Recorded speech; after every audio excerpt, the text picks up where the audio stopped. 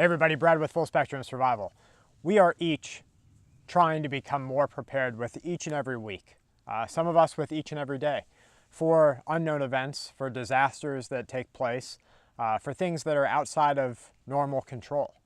We prepare ourselves and our families to buffer the danger, buffer the shock that it is to the family dynamic, and buffer the real threat of security risks and violence that come with these unknown dangers.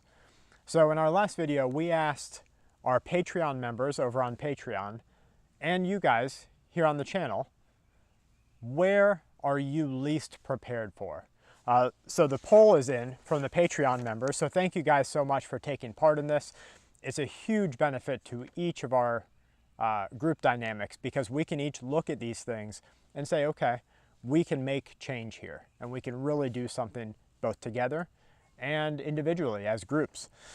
So, we asked the question, where are you most lacking? And here are the results from our Patreon members. Out of a total of 100%, 14% of the individuals queried said that they were most lacking in weapons and security. Well, that's kind of an easy fix, isn't it? We can all make plans to purchase more weapons. We can make plans to build up our own individual security and our group security.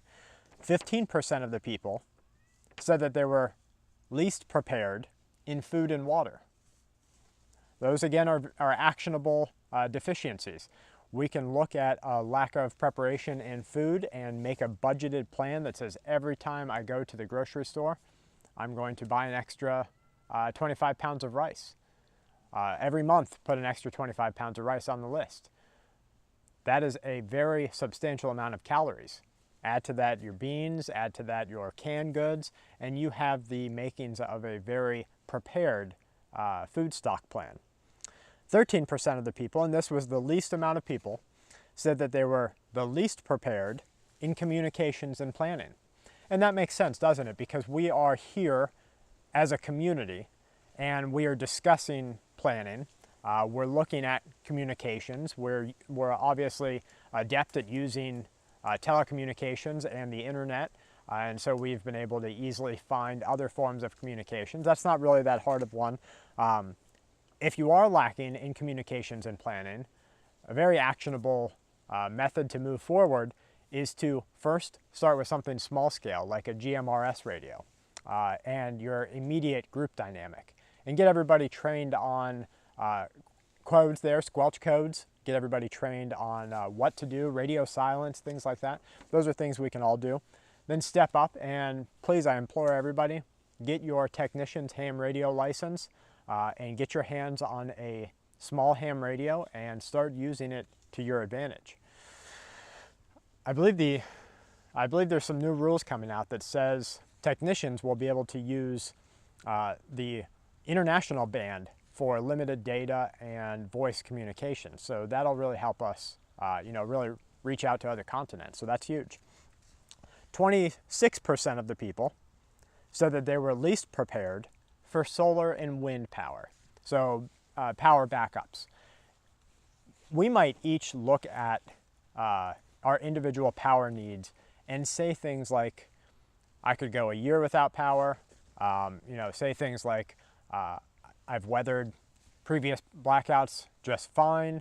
The real threat here with power and our ability to maintain power is that power is what keeps our society advanced and civil. It's a direct correlation. It's a cause and effect. We have power, we have a technologically advanced and more civil society. So as we remove that, we remove those two things. You say, okay, well what? I don't have to have my laptop on? No worries. But what about when someone needs an oxygen machine? What about when somebody needs consistent lighting to deliver a baby or to have surgery? What if someone needs, pumping to get water up to a location? It's those things that backup for power is really necessary. So if you have a deficiency personally in solar and wind power, start small.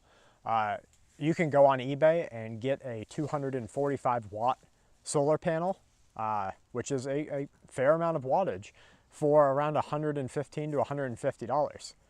Do that, get one old car battery because something is better than nothing. Get an inverter, and you have a limited ability to keep the lights on. And so just make that actionable. Put that in your preparedness budget.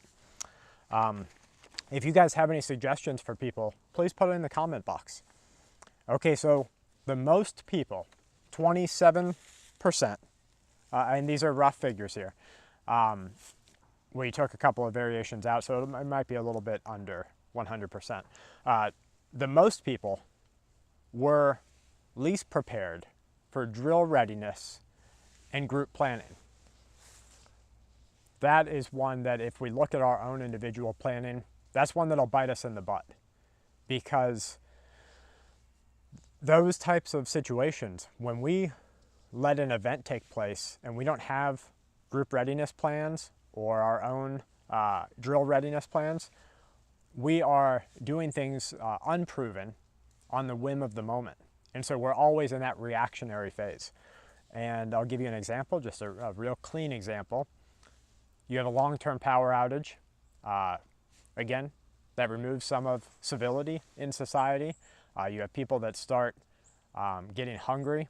They come to door for food and water. So you have looting taking place. And if you and your family or you and your group are only acting on the reactionary phase of that, you have no way to stop that threat before it gets to your door. Well, what could you do? One is to make sure that you and your family are in a position of power, not electrical power, in a position of authoritative power during an event like that, where you have some of the other items on the list, weapons insecurity down. So and this correlates with the poll, a lot of these people that were queried, a lot of our Patreon members have weapons insecurity down, but not so much drill readiness or group planning. So we need to be able to merge these two things together. We need to talk with our group members, even if we don't have a locked in emergency disaster group. We need to talk with the people who might become mutual assistance members when a disaster takes place. So your neighbor that shares the same values as you, to your best knowledge is a good person, or your brothers or sisters, or church members, or whatever it might be. The people who you might look toward in the event of a disaster, start talking with them today. And it's real easy. It might seem daunting at first. It might seem, like something that you don't want to bring up, but just talk with them and say, listen, you mind if we go out to lunch? Let's meet at X and X. Let's meet at McDonald's for a coffee. And so you go there and meet, and you say, I just wanted to talk about disaster planning. We have these hurricanes that are getting worse. Snowstorms are expected to get worse. Heat waves are getting worse. Earthquakes are taking place. Admit to them, say, I'm not afraid of any of this, but I thought about you, that I might call on you to get together if something were to take place. And tell them, I know I would come to your aid if you needed food or if you needed evacuation or anything like that. And it's that kind of bridging over the water that will make the other person very receptive to your advancement in a group planning situation, so that you can look to them and give them this open book. Here's who I am, and I thought about you when a disaster takes place. And I thought about your family and your kids because you mean something to me. And see how receptive they are to that shared feeling. And if they give you the all okay, that's great, I've thought about you guys too, or I appreciate that, that means there's groundwork to move forward. You'll know fatalism right away, because the fatalistic mind will say, you can't plan for that. And they just won't have it in their heart to be a survivor. That doesn't mean they won't turn out to be a survivor. That means that today, they've made the decision not to wear a seatbelt, but to continue driving. Or they've made the decision, to do bad things, but not have safety measures in place. And so you would know at that point in time not to advance beyond some simple rebuttaling, maybe, not to advance planning with that person or group readiness. Maybe, slowly troll the bait down the road and bring some things up, especially when a disaster takes place. Email them the drone footage from Hurricane Michael that just leveled Mexico Beach. Email them that, where this entire ritzy, high wealth neighborhood was just completely leveled. Email them the article about the elderly couple who didn't leave their home, but a tree came down and they were unable to evacuate, and they spelt help with some of the logs that they had. And their niece actually found this on an aerial map and sent help, and they were rescued. Email them those things so that they sort of become awakened to that disasters are taking place, people are surviving. I need to be one of those people that is surviving. And just troll that bait and see if they become more receptive down the road, or start emailing you back things. And hey, did you see this? And that's always a real good sign. They might email you, they might blow up your email box because that light finally kicks in that says, oh my goodness, the world really is full of dangers, and I want to plan to the best of my ability for that. That's not fear mongering, that's not scared living, that's not anything. That's wearing your seatbelt, guys. But we're conditioned through mass media, we're conditioned through this authoritative figurehead of governance and police work that gives you the average person gives them the false sense of security that they don't even have to think about that. But that's untrue. Maybe for the individual, in times of peace, in times of a rule of law, without a disaster, that's mostly true. But if that were the case, then we wouldn't need to call paramedics when a disaster happens. We wouldn't need to call the police when somebody's shooting into a house. We wouldn't need to do those things. So as we open up to people and let them know that we have a plan, to better prepare for a disaster, we can show them that there is a path toward readiness. There's a path toward preparedness. Get them involved in some of those things.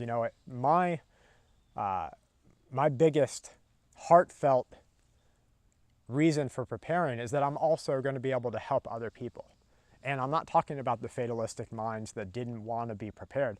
I'm talking about the elderly that don't have the ability to be prepared, the disabled that don't have the ability to be prepared. Those are the people that my being prepared will make it easier to help them when a disaster strikes.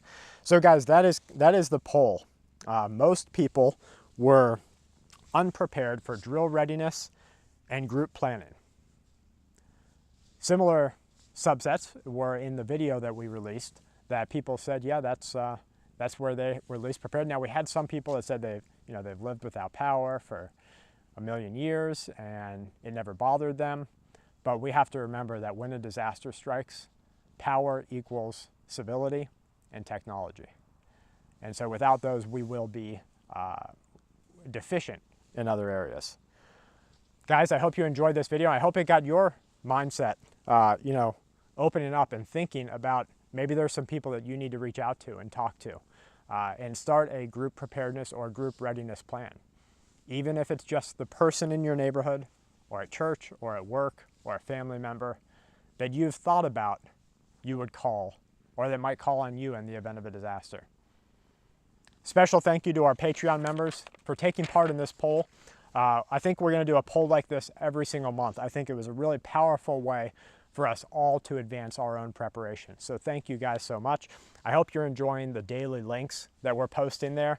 A big relief for me is that I'm able to provide you every single day on Patreon that bucket, be it small or a big bucket, depending on the day and what's created in the world, of information that you can go to without nonsense. And I keep a dictionary of old information and old links, scrub it against that dictionary every single day so that nothing's getting regurgitated unless it's some form of new creation. So thank you guys for for taking part in that, taking part in the poll, and especially thank you everybody for supporting us here on YouTube and on Patreon. It's a great support to Kelly and me and our boys individually, and for our entire community, that we can do these things and talk about how we all can be better prepared for a disaster to strike. So from Kelly and I, and each one of our Patreon members, to you and yours, please stay safe and keep watch.